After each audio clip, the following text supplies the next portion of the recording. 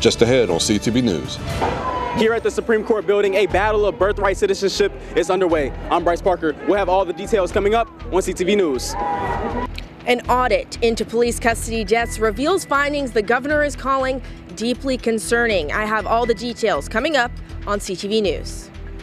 Plus, graduation season is here. The county school district celebrates its 2025 academic leaders. Those stories and more on CTV News, starting now.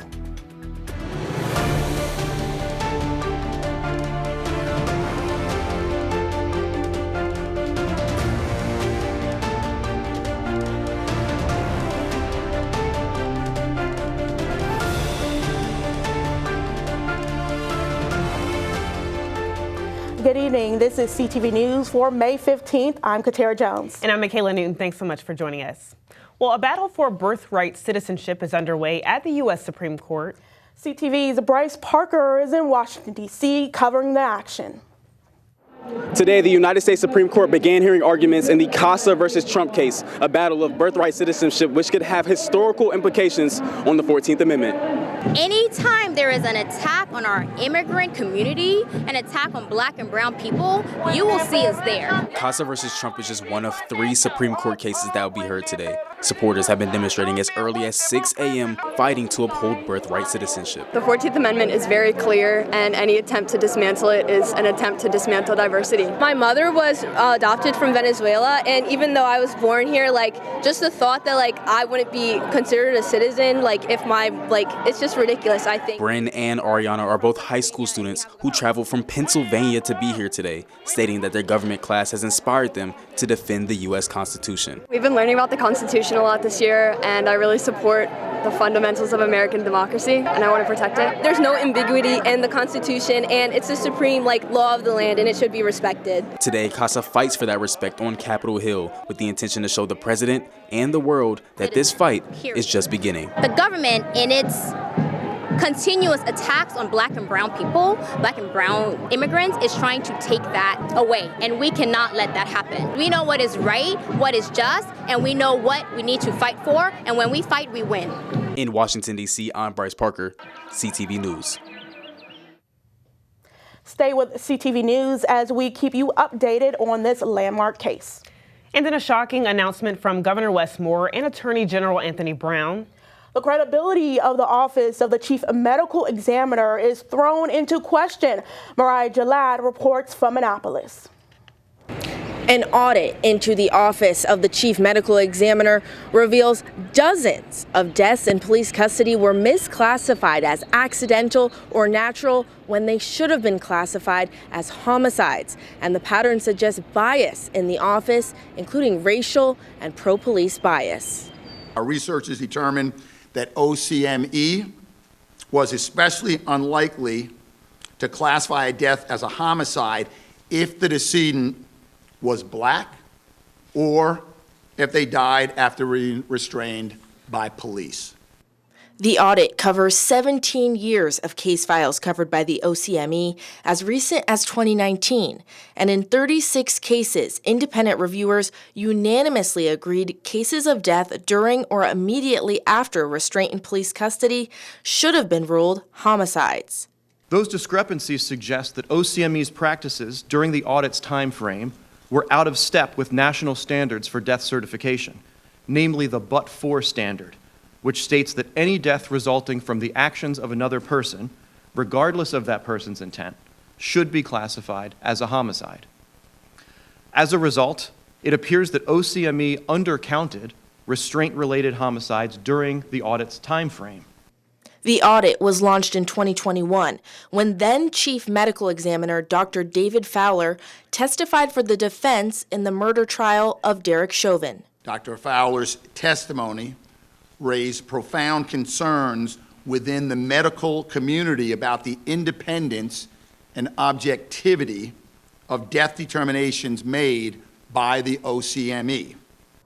In nearly half of the reviewed cases, the cause of death was cited as excited delirium, a diagnosis now rejected by leading medical organizations. Many of our recommendations in our report are not only aimed at making sure that OCME is compliant with national standards, but also making sure that their practices are compliant with the most up-to-date scientific understanding in their field.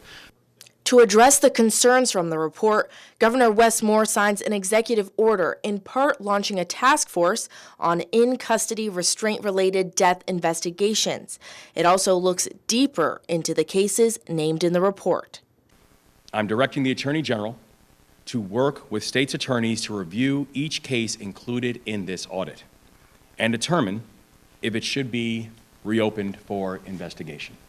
Now, in addition to the actions laid out in the executive order, the Attorney General's office is launching a hotline for families to contact if they believe their loved one has been affected by the actions in this audit. From Annapolis, Mariah Jalad, CTV News. The full audit report can be found on the Maryland Attorney General's website right there on your screen. Meanwhile, Maryland has lost its prized AAA bond rating after a key bond rating agency downgrades the state's credit worthiness. Before the downgrade, Maryland held the highest bond rating from the 3 rating agencies. But on Wednesday, Moody's downgraded the state to AA1. A AAA rating means that the state pays the lowest rates when it sells bonds to fund public projects. Now, with the downgrade, the state and its taxpayers could pay more in interest on the borrowed money. Maryland Congress members are joining a bipartisan effort and asking the Trump administration to unfreeze FEMA funding. Senators Chris Van Hollen, Angela Alsobrooks, along with Representative Sarah Elfreff, signed a letter urging the Trump administration to unfreeze FEMA's money for the Building Resilient Infrastructure and Communities program, also known as BRIC. The BRIC program supports states and local governments as they better prepare for natural disasters. And shocking new details have emerged that reveals a hotline between the Pentagon and Ronald Reagan Washington National Airport hasn't worked in 3 years. The report from the Federal Aviation Administration uncovers that the hotline was supposed to be used by controllers to coordinate air traffic between the Pentagon and Reagan Airport. However, that wasn't happening. And in fact, the FAA didn't even know there was a communication malfunction until May 1st. And we all know how challenging it can be to go to the NBA, but now Maryland is trying to improve the customer experience with a new self-check-in kiosk. You simply pull up your mobile ID on your phone, hold it up in front of the kiosk. Now this helps speed up the check-in process while protecting users' data at NBA branches. Now this is the latest edition of the mobile ID after adding its use to several local airport restaurants. Maryland's mobile ID launched in 2022. And Metro bus riders, listen up. WMATA is making major changes beginning this summer. WMATA will be launching its Better Bus Network on June 29th. Transit officials held a meeting this morning to discuss the upcoming changes. The new bus network will include changes to bus routes, which will include new route names and signs. Through the new bus system, WMATA is looking to make it more efficient and effective for riders. Quite frankly, they're going to know this really quickly, and they're out of sight, out of mind. So overwhelming majority of bus customers going to figure out there's change, how it works for them, they're good. It's the infrequent customers that we are going to have to be really leaning into, and summer is a nice way for us to do that. We also have our Metro Pulse tool that is, again, an update that's coming really soon as well. That's another lean-in tool. For more details, visit WMATA.com/BetterBus. The best and brightest of Prince George's County's high school seniors had their moment to shine. The school district rolled out the red carpet last night for its annual valedictorians and salutatorians celebration. The event spotlighted the top academic achievers from all 27 high schools. Superintendent Miller House and School Board Chair Brandon Jackson praised the students, many of whom also lead in sports, service, and school activities. Always be yourself. Although we might change, we need to keep our identity forever. Yeah. I know it's very simple, but I would say go to your classes, don't skip. You're always capable of 10% more than you think you are. And all you have to do is work to achieve that 10%. Congrats to them. Now, the event held at Martin's Crosswinds featured music from Gwynn Park Saxophone Ensemble and a color guard presentation by the school's Air Force JROTC. And you're watching CTV News. I'm Katara Jones. And I'm Michaela Newton. Still to come, a day out on the green. We'll tell you how one golf tournament is looking to help local businesses when we come back.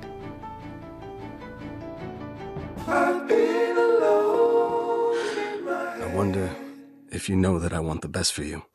I know you're going through a lot. I wonder if you know that the big homie needs help too. You can't just rebound from everything. I know you've been grinding. Let's go, let's go, let's go. But how long will you fight solo? I wonder if you know that we can get help. I wonder why we waited so long.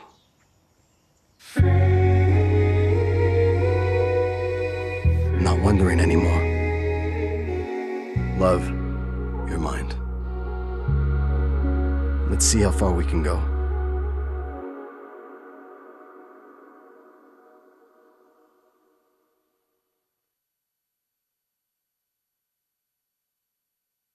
Whether it's our stories, the warmth of our laugh, or our family's secret sauce, we all bring something different to the table. So make some space. The power of connection is waiting right outside your comfort zone. Learn how you can help strengthen your community at belongingbeginswithus.org/teamup. Teachers are dynamic leaders shaping a new generation, innovating to prepare students for our fast-changing world. They're skilled experts, discovering a universe of solutions, telling stories, inspiring, mentoring, connecting cultures, leading by example. Teaching is a journey that shapes lives. Are you ready to begin? Explore teaching at teach.org. Welcome back. New data shows that overdose deaths fell statewide. According to the CDC, Maryland recorded more than 1,700 overdose-related deaths in 2024. This is a 29.2% drop from the state's 2023 numbers. So far this year, the state reports 283 overdose-related deaths. Nationwide, overdose-related deaths declined to 25.6% from 2023. A Laurel woman is in custody after strolling around a hotel naked. Cumberland police were called to a Hampton Inn on Welton Drive for a report of a welfare check. Officers found 54-year-old Sharnella Rosenthal naked and, quote, causing a disturbance. They escorted her back to her room and gave her a warning. Police were called back to the hotel 2 hours later. This time, she was trying to get into another person's room. Rosenthal was arrested and has been charged with disorderly conduct, failure to obey, and indecent exposure. It was a powerful moment in Hyattsville Wednesday as more than 100 runners made a meaningful stop during the 29th annual Law Enforcement Memorial Run. The 150-mile journey began in Philadelphia, and as the group approached the courthouse, they paused to honor Prince George's County's fallen officers. Since 1946, Prince George's County has lost 30 officers in the line of duty. And the results are in for the city of New Carrollton's recent election. And the winner for mayor is Felicia Nimhart. This will be her second term in office, as she was recently elected as the city's first Black and first woman mayor in 2020. She held the position until 2023 and also served on the city council. Her goals include improving employee retention rates, completing the Powhatan Bridge, and revitalizing the Harlan Street property. Nimhart will be sworn in next Wednesday. Well, if you see more cyclists on the roads today, it's because it's National Bike to Work Week. The Prince George's County Department of Public Works and Transportation and the Department of Parks and Rec has teamed up celebrating Bike to Work Day. The two agencies hosted 11 different pit stops throughout the county where bicyclists could take a break and grab a healthy snack. The day aims to help promote healthy, safe, and sustainable modes of transportation throughout the county. We want to encourage people to bicycle more. We want to get them out their cars. We want them to practice multimodal efforts in transportation, whether it's bicycling, whether it's walking, whether it's using e-scooters, anything that will help them be more environmental and health conscious. Part of the infrastructure on the roads, and so cars need to look out very much, but bikes need to make sure they're aware of that they need to follow the rules too. The county has plans for developing more trails, aiming for a total of more than 3 miles to enjoy. And the Prince George's Chamber of Commerce held its annual golf tournament today at the Oak Creek Country Club in Upper Marlboro. The annual golf tournament is an opportunity for business leaders, entrepreneurs, and small business owners to connect. And we spoke with a few business and county leaders about being out on the green. Today's fantastic. Thank God for great weather, lots of good sunshine, good people. So we're in good company. I need some practice. Put it like this, I'm not ready for the big time yet. So I said, let me hang out and meet and greet a lot of our residents and people that do business here and just make them feel welcomed.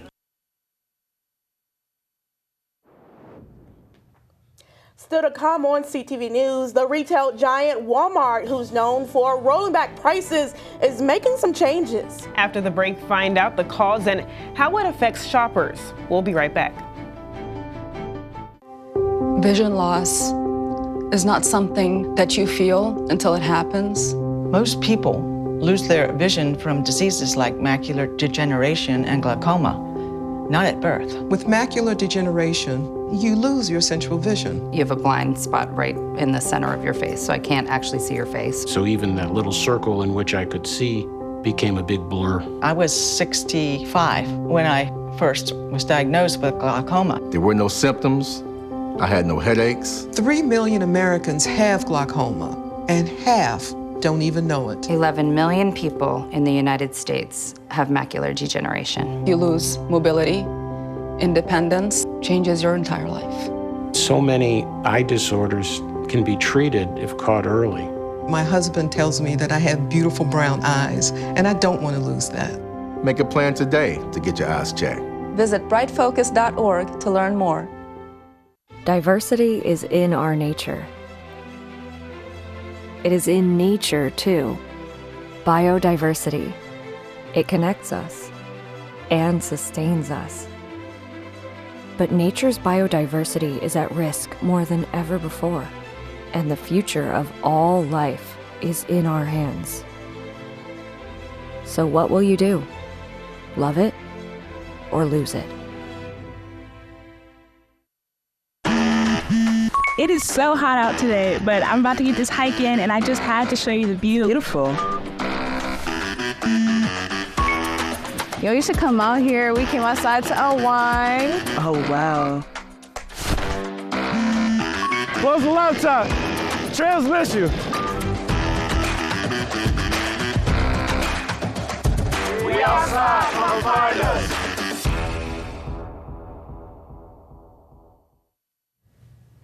Walmart is preparing shoppers to pay more, potentially within weeks. The retail giant said back in February that it wasn't immune from the costs of President Donald Trump's tariffs. Since the president unveiled sweeping global tariffs, Walmart shares have risen nearly 8%. However, visits to store locations slid 2.4%. A number of companies that sell products in Walmart, like Procter & Gamble, Stanley, Black & Decker, and Mattel, have already raised prices. Microsoft has announced it will be laying off about 6,000 employees. The changes comes as the maker of Windows and Word is aiming to reduce management layers. The cutbacks will result in a 3% decrease in the company overall headcount across all levels. There are currently 3 Microsoft locations in the region, with one in Elk Ridge, Northern Virginia, and another in Washington, D.C. And May is National Small Business Month, and acting Prince George's County Executive Tara Jackson is hitting the streets to celebrate the local businesses that make this community thrive. She's on a multi-day tour across the county, meeting with entrepreneurs, hearing their stories, and shining a spotlight on their resilience and impact. Some of her stops include Spice Black in Largo, Arl Architects in Temple Hills, and La Casita Pupaceria in Laurel, just to name a few. A local permanent makeup clinic is expanding its business and hosting a preview this weekend. Skin Deep and Laurel will be hosting a sip and see for the unveiling of their new luxury salon suites. We spoke to permanent makeup artist and owner Chris Harper on her goals for helping other beauty professionals elevate their brand. So this is just highlighting our new space, opening it up to those in those professions that want to come by, take a look to see the space if they're interested in putting their business in a new space. Maybe they're working from out of their home and they're now ready to elevate into a new space, or if they have they're ready to have a second location. This is a perfect space for you. We do also offer daily rental suites for those who are not yet ready for a commitment, but want to have a luxury space to provide, high-end services to their clientele. This is a great space for them as well.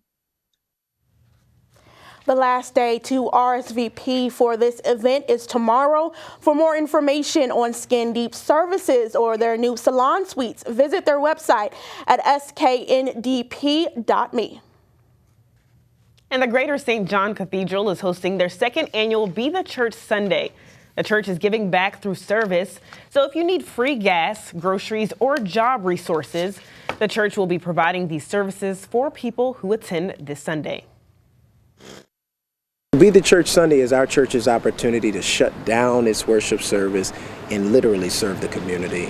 We last year did the same thing, and we touched 13,000 lives in one day. We're just using what we gained from last year to capitalize on that and transition this year to serving 30,000 people in one day. Additional information about the start times can be found on their website, stjohn.net. And still to come on CTV News, we have your Thursday sports page. That's right, and we have updates on the new UMD athletic director, and Brittany Aaliyah is back with another What's the Move? Hey guys, I have something for my whiskey drinkers, my baseball fans, and my comedy lovers. What's the Move is coming up next. Don't go anywhere. The drug scene in Maryland is changing. Fentanyl and xylazine are being added to street drugs, and you may not even know it. Xylazine is not even intended for humans, and fentanyl is an opioid 50 times stronger than heroin and contributed to over 80% of overdose deaths in our state. Anyone who uses drugs, even occasionally, is at risk of overdose. To learn more, visit stopoverdose.maryland.gov or call or text 988.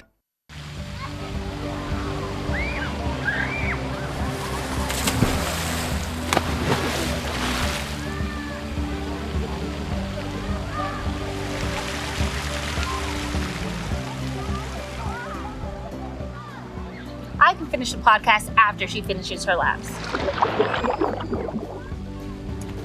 My fantasy team isn't as important as his cannonball.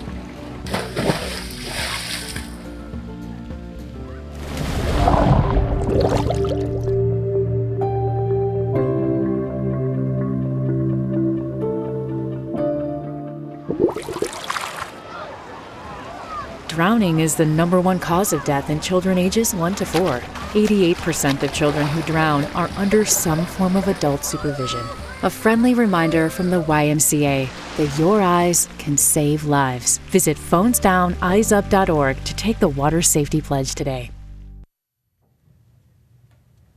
You know, Michaela, I heard the weekend is tomorrow, right? Yeah. Tomorrow's Friday. And starting tomorrow, there will be jam-packed with a big meet and greet, some baseball games, and even a few comedians are in town. Yeah, that's right. Brittany Aaliyah is here to fill us in on another What's the Move. Hello, hello. I hope you all are having a wonderful week so far. What's the move for this weekend? Like, what are we feeling? What are we doing, guys? If you're still asking that question, let me just fill you in starting with Friday. Where are all my bourbon drinkers? Sable is the new bourbon on the street and is brought to you by the cast and creator of The Best Man. Now, if you've seen those classic movies, then you already know who I'm talking about, okay? Taye Diggs, Morris Chestnut, Harold Perrineau, and Malcolm D. Lee. Yes, they're introducing their new bourbon at a special meet and greet tomorrow at Total Wine and More in Laurel from 11:30 p.m. to 1 p.m. Hey, you'll be able to walk away with some eye candy and a signed bottle of Sable to sip on this weekend. Oh, you can't beat that. Now, for a little more action, the Battle of the Beltways in baseball world is going down all weekend long, guys. That's right, the Nats take on the Orioles at Camden Yards with games tomorrow, Saturday, and Sunday. Now, if you love baseball, that gives you three chances to check out this showdown. Grab your tickets now. And those games are taking place at Camden Yards, but there's still some action happening at Nats Park on Saturday with tacos and tequilas. This is the ultimate tasting experience with over 90 tequilas and mezcals, 5 taco restaurants, and live music. Like, that sounds like a good time. Sticking with Saturday, Chris Tucker is hitting the stage at Maryland Live Casinos Hall. Doors open at 6:30 p.m. And since you've seen him on the silver screen in Friday, The Fifth Element, which is my favorite, and Rush Hour, just to name a few, why not go see him on stage? Chris is going to be hilarious no matter where you see him. Speaking of comedians, another comedian that you might recognize from America's Got Talent will also be here. Howie Mandel is doing his stand-up thing tomorrow at the Maryland Hall in Annapolis starting at 7 p.m. He's been a constant force in show business for over 30 years, so I'm sure his show is also going to be great. That wraps it up. Now, you have some moves to make. There's no excuse. Have a great weekend, everyone, and I'll see you all again next week for more on What's the Move?